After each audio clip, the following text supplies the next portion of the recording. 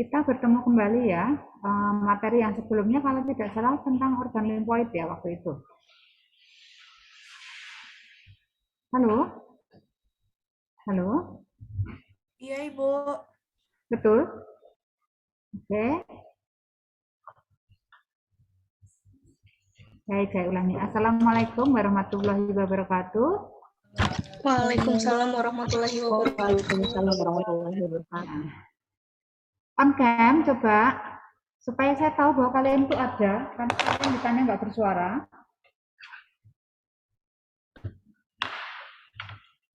Ditanya pun tak bersuara, itu bagaimana? Waktu kita berapa menit nanti ini? Ada yang login untuk bisa berkomunikasi menjawab pertanyaan saya? Waktu kita berapa menit? 50 menit, Ibu. 50 menit. Baik, terima kasih. Mohon maaf kalau terlambat masuk karena link yang diberikan tadi adalah tidak tepat ya. Yang diberikan ke saya tadi linknya jam 2 siang. Ini baru saja diberi. Baik, saya langsung akan memberikan materi.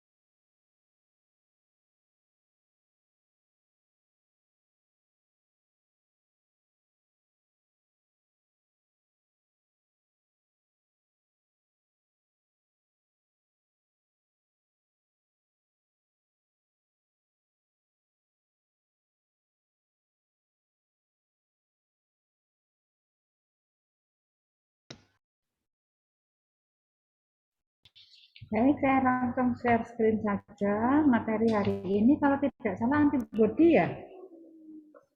Iya, benar, Ibu. Iya, Ibu.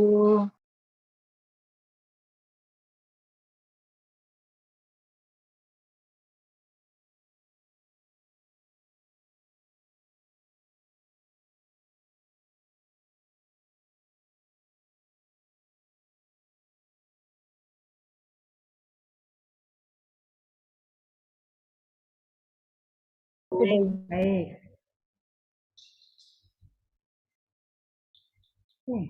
Sebentar ada gangguan. Ya. Ya, kita belajar antibody ya. Sebelumnya mungkin sudah dijelaskan tentang antigen yang kita tahu bahwa di sistem kekebalan spesifik ya, ketika sistem innate atau non spesifik tidak mampu bekerja, maka ketika ada antigen yang tidak bisa tereliminasi, maka antigen tersebut akan memicu sel limfosit ya untuk berproliferasi ya, memacu sel plasma membentuk antibodi, sehingga adanya bentuk antibodi yang diproduksi ini nanti ya akan menyebabkan atau membuat antigen yang masuk kemudian menjadi lisis sehingga tidak menginfeksi dari host yang dimasuki oleh antibodi. Nah, antibodi itu apa? antibodi itu adalah protein imunoglobulin, ya, biasa disebut imunoglobulin kan, yang disekresi oleh sel beta yang teraktivasi oleh antigen. Itu tadi ya, sel B akan teraktivasi oleh masuknya antigen, ya, berproliferasi, membangun sel plasma, membentuk antibodi, di mana bahwa berat molekul antibodi itu bisa di antara 150.000 sampai 950.000 kilodalton. Dan antibodi terdiri dari dua untaian peptida pendek yang sama, yang disebut dengan light chain, dan untaian peptida yang panjang disebut sebagai heavy chain. Nah, ikatan antara peptida yang pendek dan panjang ini, ya, membentuk ikatan disulfida dalam bentuk ikatan kovalen seperti ini, ya. Jadi ini ikatan yang pendek dan ini adalah ikatan yang panjang. Nah, di mana antibodi ini terdiri dari fragmen dari FAB dan fragmen FC, ya, dirangkai oleh dua untaian dua disulfida, di mana bahwa bagian yang terdiri dari asam amino yang bertugas mengikat antigen disebut sebagai site binding antigen, ya. Dan FC itu sendiri terdiri dari karbohidrat yang sering berikatan dengan komplemen. Jadi di sini ada ikatan tadi ya, yang light chain, heavy chain, ya. Dan di sini ini kan light chain-nya, ya, bentuknya. Ini gambaran kurang lebihnya seperti itu, dan di sini ini adalah bagian dari FAB regionnya, dan ini FC-nya. Di sini banyak karbon-karbon yang mengikat, ya, dan di sini adalah antigen binding site-nya di sini yang akan mengangkat. Nah, antibodi sendiri itu dapat berupa antibakteri, antivirus, atau antitoksin, ya. Mengapa disebut demikian? Dikarenakan bahwa antigen yang masuk ke dalam tubuh kita bisa berupa antigen dari bakteri, dari virus, atau berupa toksin. Nah, berdasarkan fungsinya, kan terdapat dua daerah pada imunoglobulin atau antigen tadi, ya, disebut FAB, fragmen antigen binding region. Dua fragmen yang mempertahankan kemampuan untuk berikatan dengan antigen, itu tugasnya. Jadi ini adalah FAB adalah bagian yang akan mengikat antigen. Nah, sedangkan FC atau fragmen crystallizable region adalah ada suara bocor, ya. Adalah bagian yang porter yang berasal dari digestif protein yang mengkristal saat suhu dingin. Mohon untuk yang mic-nya belum tolong mic-nya dimatikan dulu. Siapa ya? Suaranya mengganggu. Sudah saya matikan, Ibu. Ya, terima kasih. Nah, di sini ada hipervariabel region, yaitu daerah protein yang berperan sebagai komplemen dari antigen. Ya. Untuk imunologi itu satu, ini adalah dasar, kemudian nanti penjelasan-penjelasan lebih rinci lagi akan dijelaskan pada mata kuliah yang berikutnya, yaitu imunologi 2 dan imunologi 3, ya. Jadi ini tadi ilmunya sambung menyambung. Nah, kita tahu bahwa kelas imunoglobulin itu ada 5, ya. Ada imunoglobulin D yang di sana punya peranan lebih besar, yaitu ada 76%. Kemudian imunoglobulin M, ya, yang hanya ada 8%. Ada juga imunoglobulin A yang jumlahnya sekitar 15%. Dan ada imunoglobulin G yang hanya 1%, sedangkan yang terkecil adalah imunoglobulin E, sekitar 0,002%. Ini sangat sedikit, ya. Namun demikian, semua imunoglobulin ini tentu saja memiliki peranan yang sangat berarti di dalam tubuh kita untuk memerangi atau mengeliminasi dari antigen yang masuk, ya. Yang terbesar adalah imunoglobulin kalau melihat bentuknya adalah imunoglobulin M, tetapi yang terbanyak adalah imunoglobulin G, ya. Nah, Imunoglobulin G itu terdiri dari rantai berat gamma, ada 4 subkelas, yaitu imunoglobulin G1, imunoglobulin G2, imunoglobulin G3 dan 4. Yang terbanyak ada pada serum, yaitu di daerah ekstravaskular.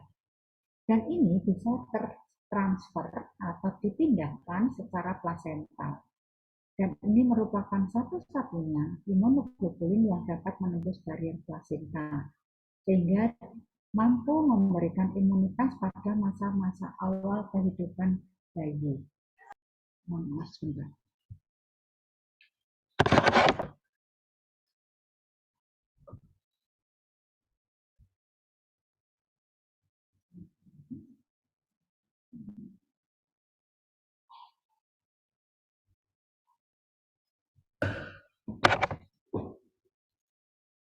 Ya, jadi ketika kita masih berada di dalam kandungan ibu kita masih berupa janin yang belum dilahirkan, maka ibu kita itu memberikan transfer imunoglobulin G ini ke dalam tubuh kita.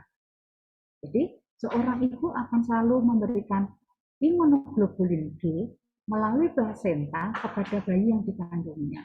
Sehingga ketika bayi itu lahir, maka imunoglobulin ini akan membantu sementara terhadap bayi yang baru dilahirkan itu memiliki imunitas. Karena di awal kehidupan bayi tentu saja bayi akan terpapar oleh antigen di udara terbuka. Sehingga dia telah memiliki imunoglobulin G ini untuk menghalau, ya, untuk menghalau antigen-antigen yang dikhawatirkan akan masuk dan mengganggu kesehatan dari si bayi. Nah itu kenapa kok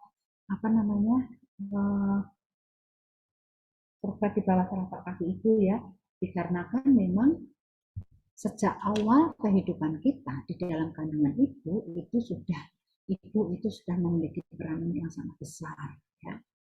Dan imunoglobulin G ini bisa mengikat komplement ya, dan juga bisa berikatan dengan sel makrofag, monosit, neutrofil, dan beberapa limfosit yang memiliki Fc reseptor yang berikatan dengan radio Fc tadi pada imunoglobulin G-nya.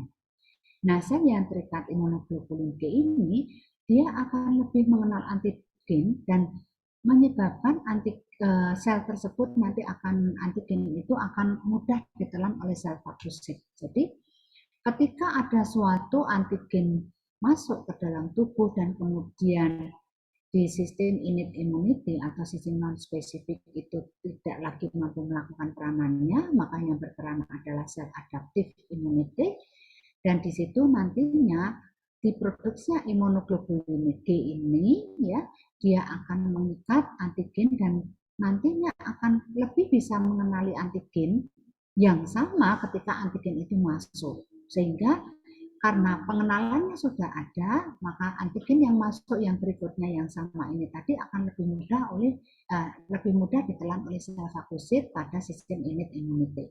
Ya, itu sangat membantu. Nah, kemudian sel imunoglobulin M ya, di mana meskipun jumlahnya hanya 8%, tetapi rantai berat dari molekul imunoglobulin M ini adalah terbanyak di dalam serum ya. Nah, di sini adalah rantai berat mu ya. Di sini adalah imunoglobulin G pertama yang dibuat oleh fetus ya. Jadi imunoglobulin G pertama dibuat oleh sel B naif saat disimulasi oleh antigen. Ya, jadi ketika seorang bayi masih berupa fetus pun dia bisa memproduksi imunoglobulin M ketika ada simulasi dari antigen karena adanya sel B yang naif. Nah, strukturnya terbesar yaitu karena strukturnya dia pentamer, di mana dia akan menjadi pengikat terbaik dari komplement dan sangat efisien melisiskan mikroorganisme. Ya. Dan ini merupakan imunoglobulin pada permukaan sel B sebagai reseptor antigen. Jadi dia sebagai pengikat daripada antigen, yang mengikat antigen yang masuk.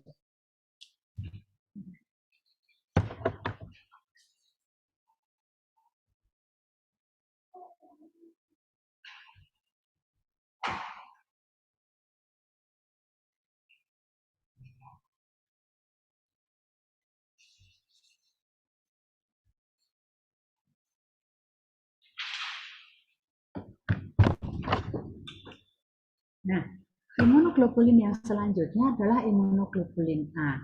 Jumlahnya sekitar 15% dan ini merupakan dari rantai alfa ya, di mana ada dua subkelas yaitu alfa 1 dan alfa 2. Dan ini merupakan imunoglobulin terbanyak kedua di dalam serum ya. Dan imunoglobulin juga yang terbanyak pada sekresi air mata, kemudian ada pada saliva ya, ada pada kolostrum dan juga pada mukus. Dan ini sangat penting pada imunitas lokal. Dan imunoglobulin A ini satu-satunya imunoglobulin yang berada di dalam kolostrum, yaitu air susu ibu yang pertama kali dikeluarkan. Ya, untuk air susu ibu yang selanjutnya itu tidak mengandung kolostrum, di mana kolostrum ini berupa air susu ibu yang lebih kental dan berwarna agak kekuningan dibandingkan air susu ibu selanjutnya. Jadi ini penting sekali diberikan kepada seorang bayi yang baru lahir.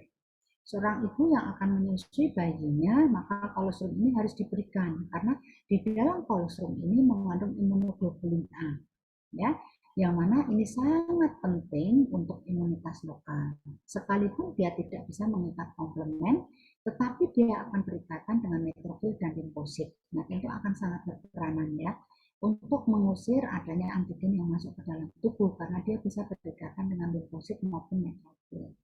Nah, ketika seorang perempuan mengandung kemudian melahirkan, dia tidak mau memberikan air susunya yang keluar pertama kali kepada bayinya, tentu saja ini akan sangat sayang gitu ya, karena harusnya ini diberikan kepada si bayi karena ini mengandung imunoglobulin A. Maka para perempuan jangan pernah ya sayang untuk memberikan ASI kepada bayinya. Kemudian ada imunoglobulin D ya, jumlahnya sekitar 1% ya, dan ini merupakan dari rantai delta, jumlahnya sedikit ya, sedikit karena hanya 1%, sedikit di dalam serum. Nah, secara primer imunoglobulin D ini ditemukan pada permukaan sel B sebagai reseptor antigen. Jadi dia yang akan mengikat antigen dan kemudian diaktif, tapi dia tidak bisa mengikat komplement. Ya. Dan ini satu-satunya imunoglobulin D, imunoglobulin yang bersifat monomer. Dan ada juga imunoglobulin E. Ya.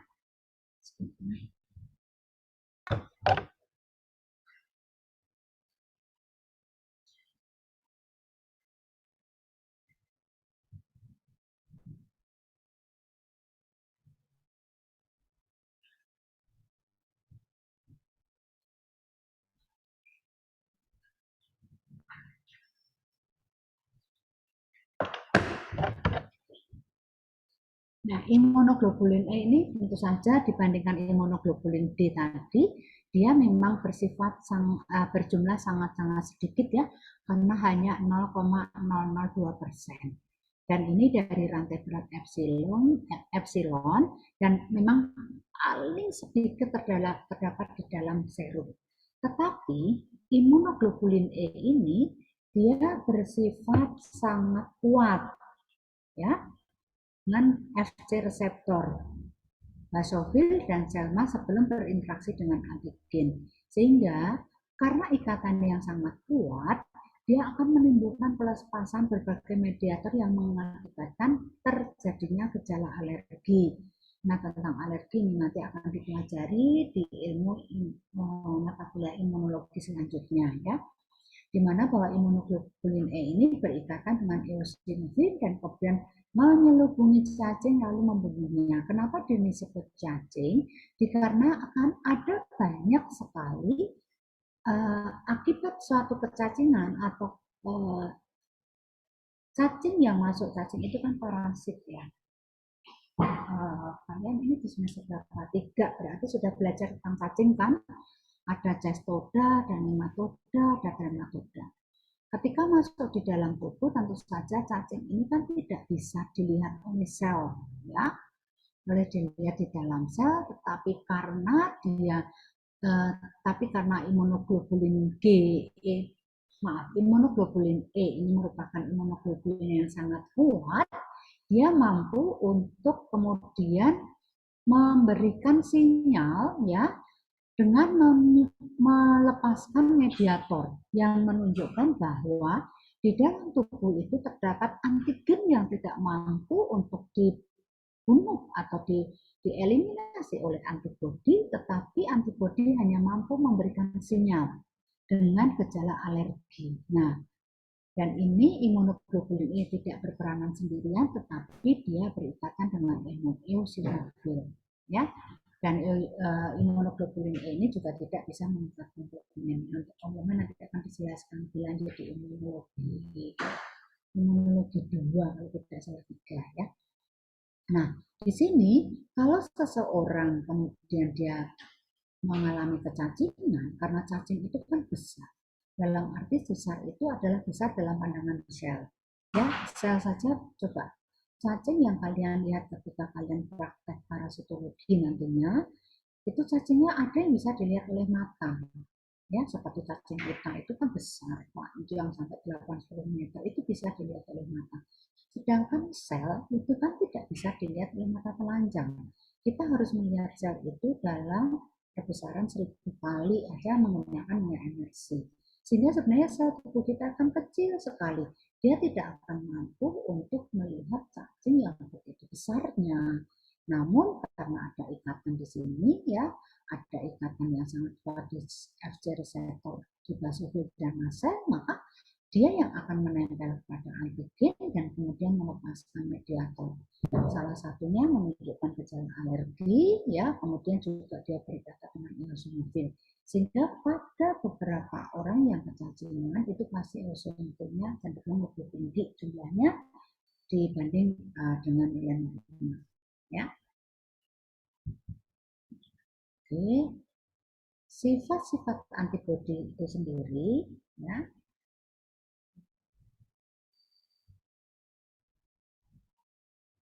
sifat-sifat antigen itu sendiri itu dia cara mengaktifkan antigen ya itu dengan cara menetralisasi ya sifat antibodi. Oke.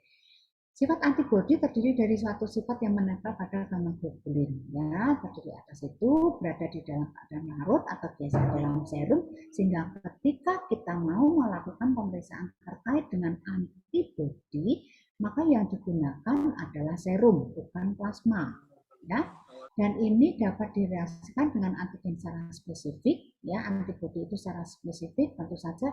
Misalnya kalau kita ingin mengetahui antibodi terhadap hepatitis, maka kita harus menggunakan antigen terhadap hepatitis. Tidak bisa kita menggunakan antigen HIV ingin mengetahui antibodi terhadap hepatitis, itu tidak bisa. Nah, antibodi itu dibuat dari sel plasma di dalam retikulum endotelial, ya, sistem retikulum endotelial, yaitu ada di sumsum tulang, di kelenjar limpa, di lever atau hati, dan juga di lien, ya. Dan antibodi bersifat termolabil. Nah, karena dia termolabil, artinya dia tidak stabil, maka kondisi ketika seseorang akan diberi oleh suatu antibodi, maka dia harus antibodi ini harus disimpan di dalam suhu tertentu, ya. Karena seringkali antibodi itu tidak tahan terhadap panas, sehingga harus disimpan pada tempat yang dingin dan gelap. Contohnya gampang saja ya ketika kita akan disuntik oleh suatu antibodi, contoh misalnya kemarin kita vaksin gitu, tentu saja vaksin itu berisi antibodi yang sudah dilemahkan atau dimatikan yang kemudian nanti disimpan di dalam suhu dingin dan gelap dan dia sangat dijaga supaya tidak terkena panas. Nah, karena kalau terkena panas maka antibodi ini bisa menjadi rusak atau vaksin itu menjadi rusak dan tentu saja tidak ada manfaatnya ketika disuntikan atau dimasukkan ke dalam tubuh sebagai pencegah adanya mencegah masuknya antigen, gitu ya. Dan cara antibodi untuk menginaktifkan antigen adalah dengan cara netralisasi, ya. Dia melakukan pengeblokan aktivitas biologis, ya. Jadi diblok ya, misalnya pada toksin yang berkaitan dengan reseptor. Jadi misalnya ketika seseorang terkena apa namanya suatu bakteri.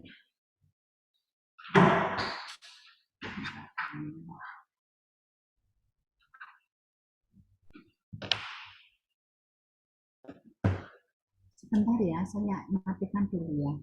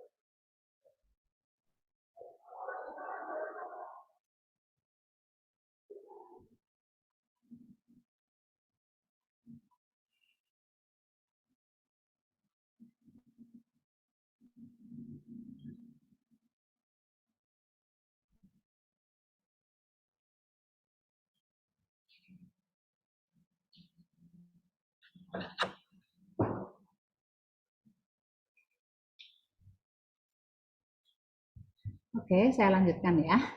Kemudian antibodi dalam menginaktifkan antigen yaitu dengan cara aktivasi komplement. Jadi ketika komplement itu teraktivasi bisa menyebabkan lisis langsung oleh komplement itu sendiri.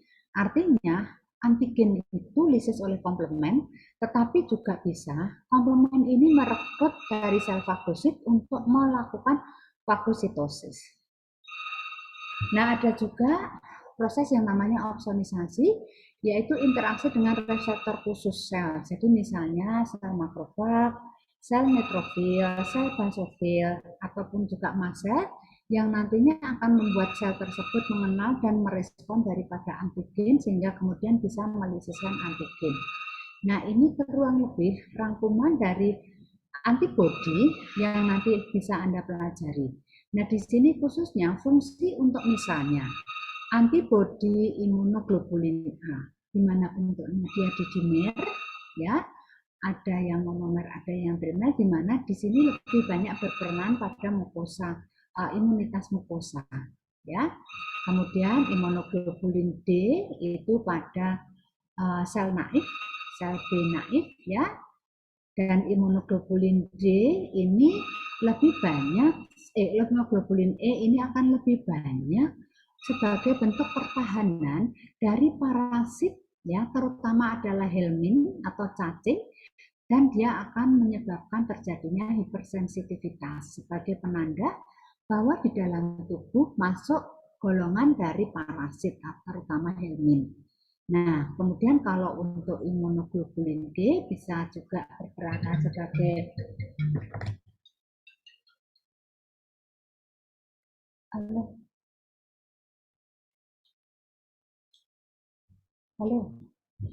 aku lagi ngajar online. BF ya.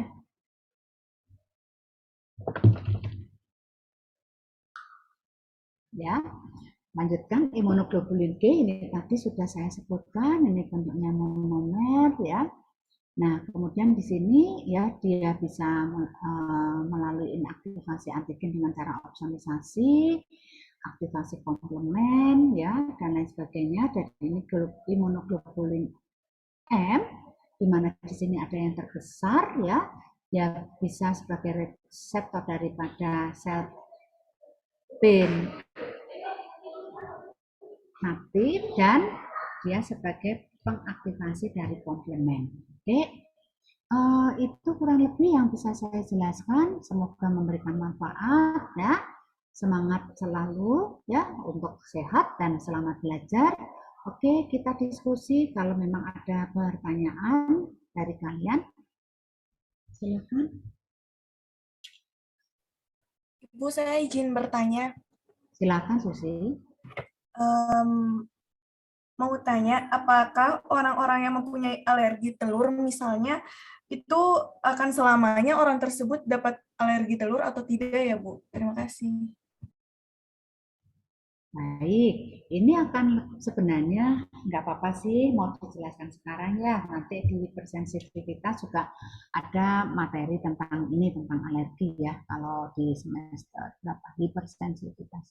Di imunologi 2 nanti di semester 5 kalau tidak salah. Tapi nggak apa-apa. Jadi ketika seseorang itu alergi karena memang di dalam tubuhnya tidak mampu mengeliminasi dari antigen yang masuk, misalnya dalam bentuk protein dari telur. Sehingga kemudian tubuh memberikan reaksi yang namanya alergi atau hipersensitivitas. Hipersensitivitas itu sendiri kan ada berbagai macam. Nah, kalau untuk alergi telur misalnya yang terjadi itu biasanya hanya hipersensitivitas tipe 1, tapi ada juga yang tipe 2.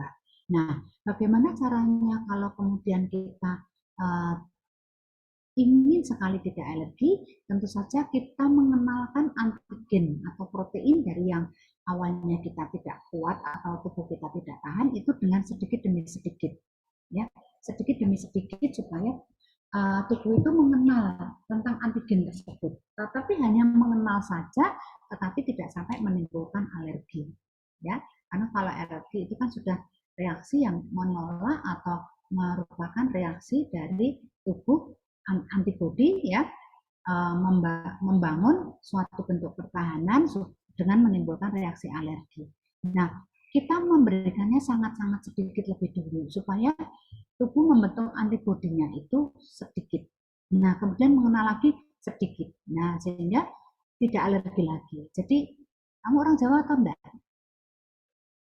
Bukan nih, Bu. Oh, Orang bukan. ITB. Oke. Oke. Jadi sedikit demi sedikit. Contohnya yang paling mudah mungkin adalah kamu makan telurnya itu dibagi dulu, misalnya dicoba dulu hanya kuning telur. Biasanya kuning telur kan tidak menyimpan alergi, karena kalau kuning telur itu adalah lemak. Kalau kuning telur aman, maka kamu konsumsi kuning telurnya. Putih telurnya coba dikonsumsi sangat sedikit. Tidak utuh dalam satu bentuk telur utuh ya, tetapi betul-betul hanya sangat sedikit. Akan sangat susah kalau kamu makan dalam bentuk telur dadar ya, tetapi mungkin akan lebih mudah dalam bentuk telur rebus. Nah, telur rebusnya itu sangat sedikit, mungkin seujung kuku dulu deh yang dimakan putih telurnya, sehingga apa namanya membangkitkan tubuh membentuk antibodi tetapi tidak mengeluarkan reaksi alergi. Nah, bisa juga dicoba yang dicoba tadi misalnya telurnya telur jenis apa. Jadi kalau itu telur yang biasa, telur apa sih namanya, telur horen gitu ya, ayam horen itu ya, dicoba telur ayam kampung, dicoba telur puyuh seperti itu. Ternyata kalau telur puyuh reaksinya lebih lebih lebih besar reaksi alerginya. Tentu saja dihindari dulu sebelum kita benar-benar merasa aman untuk mengkonsumsi telur. Jadi memang cukup lama percobaannya, tetapi kita harus telaten, dimulai dari kuning telur dulu. Karena yang biasanya menimbulkan reaksi alergi adalah putih telurnya, karena putih telur itu ada protein. Tapi kalau kuning telur kan lemak. Ya, begitu sih kira-kira kalau memang punya alergi, ya mencoba untuk bersahabat tapi tidak menghindari karena tubuh kita kan butuh telur ya, butuh telur. Ya, kalau orang setua saya itu konsumsinya harus satu sehari gitu. Nah, tapi mungkin kalau kalian sehari dua ya masa pertumbuhan. Itu ya Susi ya. Ya Baik, selalu Bu. ya. Ya, Ya, terima mungkin kasih, Bu, penjelasannya. sama-sama Susi. Yang lainnya mungkin ada yang mau ditanyakan?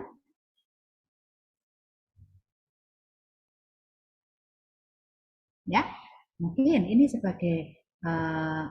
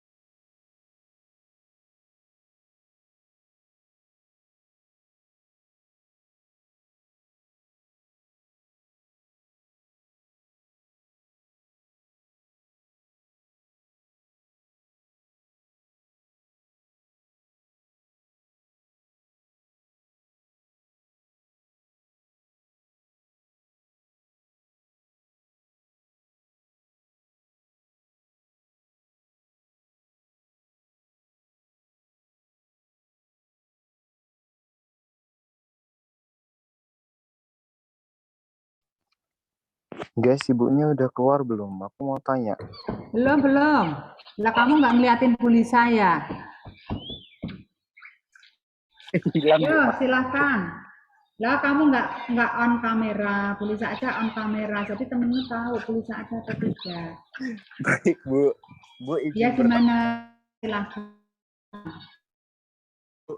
seperti hanya virus, habis itu bakteri, habis Ya. itu seperti itu, virus dan bakteri kan bisa berevolusi, Bu. Nah, apakah antigen kita juga bisa berevolusi juga, Bu? Atau ya seperti itu, Bu? Terima kasih. Oke. Ya. Untuk virus ya, seperti virus atau bakteri, itu kecenderungannya tetap. Tetapi kalau virus dia bisa bermutasi, bukan berevolusi, tapi bermutasi. Sama seperti hanya Tuhan kan hidupnya. Sedangkan kita ingin mengeliminasi atau mengusir atau mematikan mereka sehingga mereka punya daya pertahanan. Seperti hanya ada untuk dia tidak bisa dimatikan oleh upaya manusia, ya. Ada juga yang macam-macam kan, ya. Ada yang tahan terhadap panas, ada yang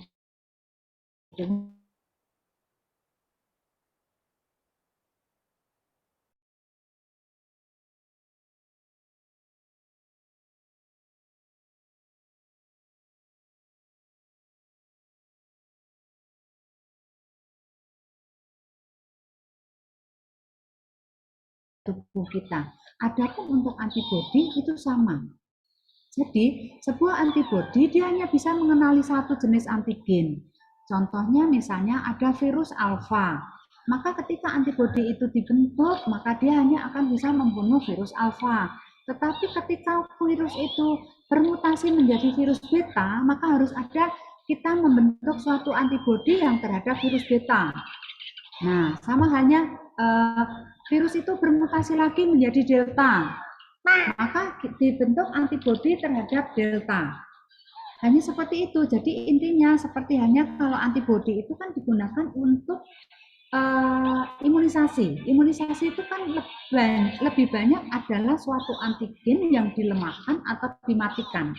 Jarang menggunakan antigen atau jenis virus yang hidup karena itu akan membuat, bukan berarti tidak ada tetap yang menggunakan. Nanti kalau sudah sampai ke materi imunoprofilaksis ya, nanti akan dijelaskan lebih banyak.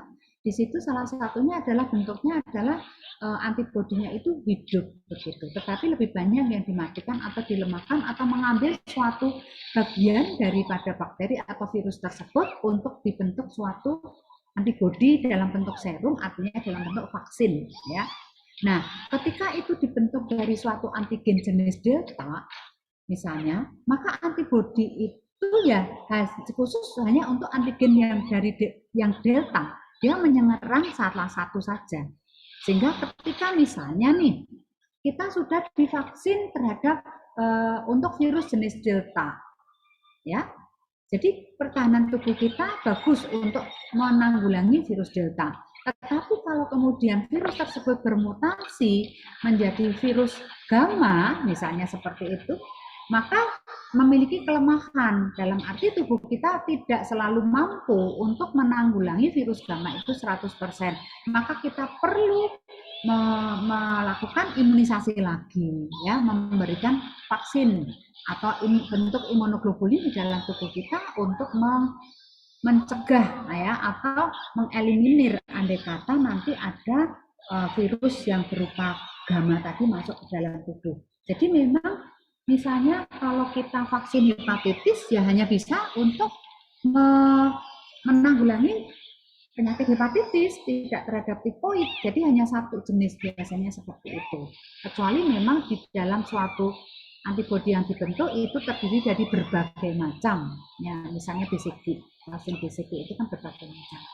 Nah itu bisa ya hanya kategorinya 3 itu saja atau 2 saja seperti itu. Tapi yang terbanyak adalah dalam bentuk tunggal. Begitu tadi yang pertama siapa, Mas? Baik, Ibu, terima kasih untuk penjelasannya. Ya, oh ya, sama-sama Mas Felix. Yang lainnya, nanti akan penjelasannya lebih banyak lagi kalau di Materi tentang imunoprofilaksis ya. Nah, tulisan lupa itu di imunologi berapa ya. Jadi ini seperti tadi Bu Lisa bilang, ini ilmunya sambung menyambung. Sambung menyambung. Ya. Ibu, saya boleh nggak Bu bertanya, tapi pertanyaannya itu di luar materi, Bu. Boleh tidak, Bu? Oh, tentang apa? Semoga Bu Lisa bisa jawab ya. Iya. Izin bertanya, kalau misalnya rumput laut yang mengandung logam berat atau Cu bisa dikelola tidak, Bu? Bukan dikelola menjadi makanan, tetapi jadi plastik, apakah tidak berbahaya apabila dikonsumsi? Terima kasih, Bu. Ya, iya betul ya. Ini berarti di luar ilmu ya, karena saya tidak tahu tentang perplastikan. Nah, maksud saya mungkin plastik dalam bentuk dia plastik yang apa namanya ya? Kalau jamu itu herbal begitu ya. Kan ini berarti natural ya. Sama seperti hanya kalau kita makan apa ya, kapsul, obat dari kapsul, harusnya kan selubung kapsulnya itu kan dia harus dari gelatin yang berasal dari apa namanya, dari produk biasanya yang digunakan adalah gelatin sapi ya sebagai pembungkus. Tetapi ada yang mungkin orang yang nakal, perusahaan nakal, dia menggunakan pupuk dalam bentuk plastik. Plastik dalam arti dia adalah zat kimia yang tentu saja tidak bisa dicerna oleh tubuh. Nah, mungkin tujuan dari plastik yang dibentuk dari rumput laut adalah tujuannya dia sebagai pembungkus, tapi dia bisa dikonsumsi. Ya, tetapi bagaimana prosesnya memang Bu Lisa tidak tahu. Gitu. Hanya Bu Lisa berpikiran bahwa oh iya memang beberapa itu ibaratnya gini, misalnya oh ini bisa dibikin kertas. Kita tahu bahwa kertas itu biasanya dari pohon. Nah, berapa juta pohon coba yang harus di apa namanya ditebang untuk pohon tersebut bisa menghasilkan kertas atau kertas tisu. Nah, kemudian ada nih suatu perusahaan atau peneliti yang menggunakan rumput laut, dia membentuk dalam bentuk lembaran yang ternyata seperti plastik gitu. Tetapi dia adalah alami sehingga mudah dan bisa dikonsumsi.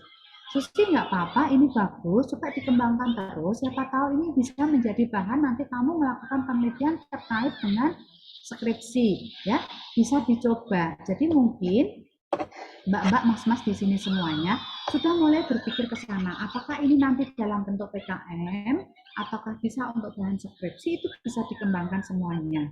Ya, mungkin adalah salah satu contoh ya, misalnya kandungan dari rumput laut itu terdiri dari apa saja, salah satu bagian itu yang kemudian diteliti, kita bisa menggunakan hewan coba. Nah, nanti materinya terkait dengan penelitian kalian bidangnya apa, apakah hematologi, apakah imunologi, ataukah kimia klinik, atau di toksikologi, itu bisa apa saja, itu bisa kalian kembangkan. Semakin nanti kalian banyak membaca satu materi, misalnya Susi berminat sekali mempelajari rumput laut, maka banyak jurnal rumput laut yang dia baca, pasti nanti akan banyak ide yang timbul untuk melakukan penelitian bidang tersebut dalam bentuk apakah sebagai PKM ataukah dalam bentuk nanti untuk penelitian skripsi. Silakan Susi. Begitu ya Susi ya, mohon maaf kalau tidak bisa menjawab secara tuntas ya, karena keterbatasan tidak semua ilmu saya juga paham. Baik, terima kasih Bu atas jawabannya. Sama-sama ya. Yang lainnya mungkin